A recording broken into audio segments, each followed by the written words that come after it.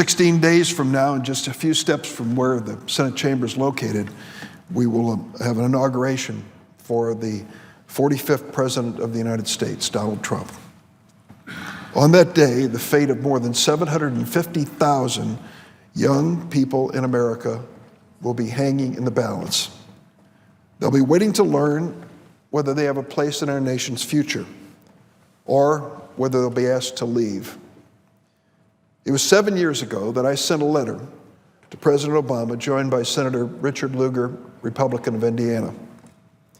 On a bipartisan basis, we asked the president to stop the deportation of young immigrants who grew up in this country. We call them dreamers after a bill that I introduced 15 years ago. Who are they? Babies, infants, toddlers, children, young adults under the age of 16, brought to America by their parents from another country, and the proper papers were not filed. You can't hold the kids responsible. They didn't decide to come here. You certainly can't hold them responsible for not filing the papers. They were just children at the time. If anybody should be held responsible, it's the parents. But what do we do about the kids who've lived their entire lives in the United States believing this was their country, this was their future, and now come to realize in their teenage years they're undocumented and their future is uncertain? So we said to President Obama, will you give these young people a temporary opportunity to stay, study, and work in America? And he agreed to do it. It was called DACA. It was the Deferred Action for Childhood Arrivals program.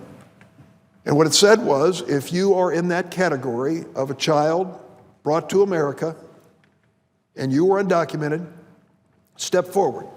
Pay a filing fee of almost $500 so the government can process your application. Submit yourself to a criminal background check, including fingerprints, and let us look into your background and see if there's anything that you've done that would disqualify you from staying in the United States. If you are approved for 2 years, renewable, but for 2 years, you won't be deported and you can work in America. Well, many young people in that circumstance were reluctant to step forward. Their parents had warned them their entire lives that if they turned themselves into the government, they might be deported. In fact, their family might be deported with them. But they said, the president has offered us this opportunity for a chance. We're going to follow this, do the right thing, make an application. Almost 800,000 of them qualified. They are DACA recipients. Others will be eligible in the months ahead. DACA has been a success. But what will President Donald Trump do with these DACA students?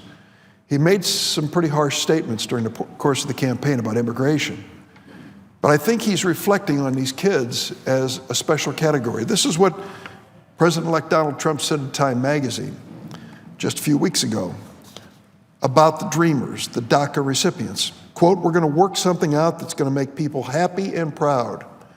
They got brought here at a very young age. They've worked here. They've gone to school here. Some were good students.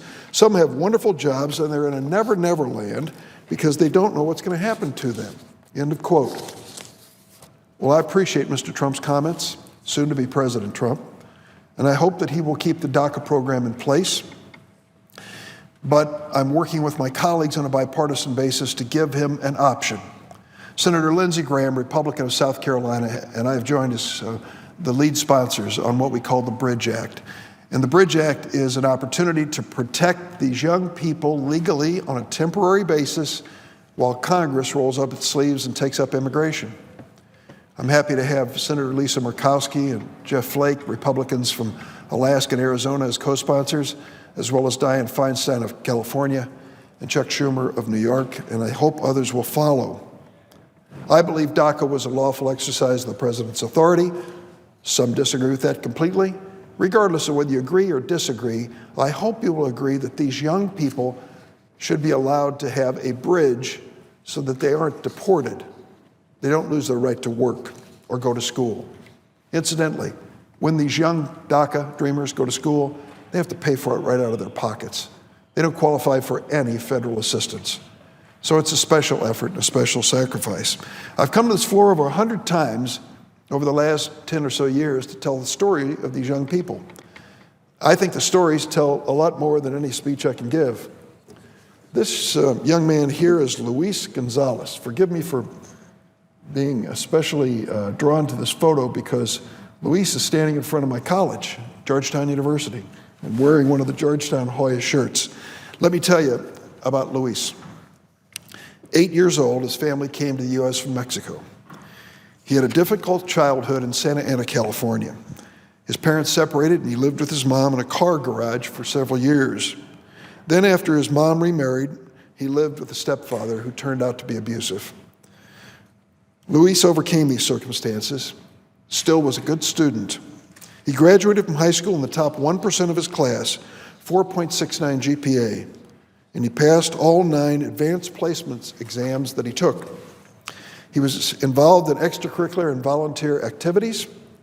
He was the secretary of the school's National Honor Society, and he helped organize an anti-bullying campaign at his local elementary school. He was a mentor to incoming freshmen at his high school. Saturdays, instead of taking it easy, he volunteered to tutor other kids in math, and he volunteered to help a teacher at a local school. He was active in his church. Every Sunday, he translated the pastor's sermon into English for those who didn't speak Spanish, and he cleaned up the church before and after the Sunday service. Because of his outstanding record in high school, Luis was admitted to Georgetown University. He is currently a sophomore majoring in American Studies, minoring in government.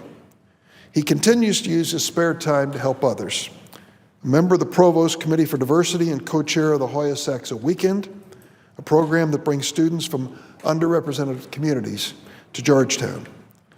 Luis is a leader of Stride for College, a program that mentors students in the inner city high schools. His dream is to be a high school teacher, which isn't surprising given the strong commitment he's already shown. He wrote me a letter, and here's what he said. DACA gave me the confidence and security I had not had before. I lived in the fear and in the shadows. Thanks to DACA, however, I've been able to do things I otherwise wouldn't be able to do, like traveling through an airport or working on campus. I've always felt that I'm an American, but having DACA allowed me to stop living in constant fear and uncertainty. Now these fears have come back again. If DACA is eliminated, Luis could be forced back into the shadows. The day after DACA, Luis won't be able to travel or work on campus. He'll lose his legal status, and he could be deported back to Mexico, a country that he hasn't lived in since he was 8 years old. Luis and other dreamers have a lot to give America. Will we be stronger if we deport him, take this man's talent, drive, and energy, and banish it from this country? I don't think so. I hope that President-elect Trump will understand this and will continue the DACA program. And if he decides to end DACA, then his administration, I hope, will work with Congress to pass the Bridge Act into law for Luis and for thousands of others who will be counting on him.